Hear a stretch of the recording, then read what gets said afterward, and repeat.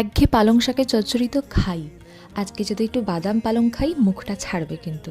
তাহলে চলুন এই রেসিপিটা দেখে নিই। প্রথমেই একটা শুকনো মশলা তৈরি করে নেব। তাতে থাকবে বাদাম, ছোলার ডাল, গোলমরিচ, সাদা তিল আর দুটো শুকনো লঙ্কা। এগুলো আমরা কাঠখোলাইতে সামান্য একটু ভেজে নেব, সুন্দর একটা গন্ধ বেরোবে আর তখনই নামিয়ে ফেলবো। এই রেসিপিটা আমি গাঙ্গুলি ফুড থেকে নিয়েছি।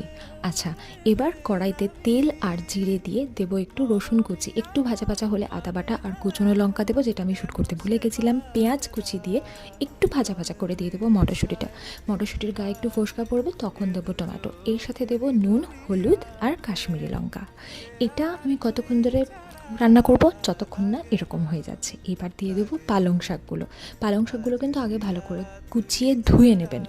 এবার হলো গিয়ে আমরা অপেক্ষা করব যতক্ষণ না পালং শাকটা কমে আসছে। অবভিয়াসলি একটু নাড়াচাড়া করলেই কমে আসবে।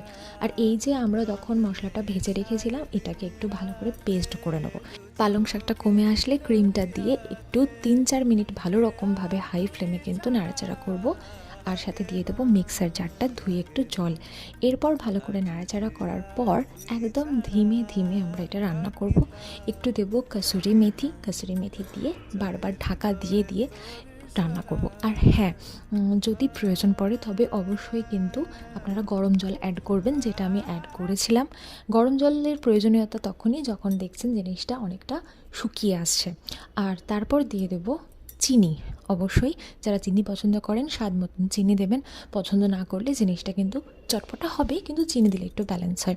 নামানোর সময় একটু ধনেপাতা দিয়ে মিক্স করে দিয়েছি। ব্যাস রেডি আমার বাদাম পালং। এই নামটা কিন্তু আমিই দিয়েছি।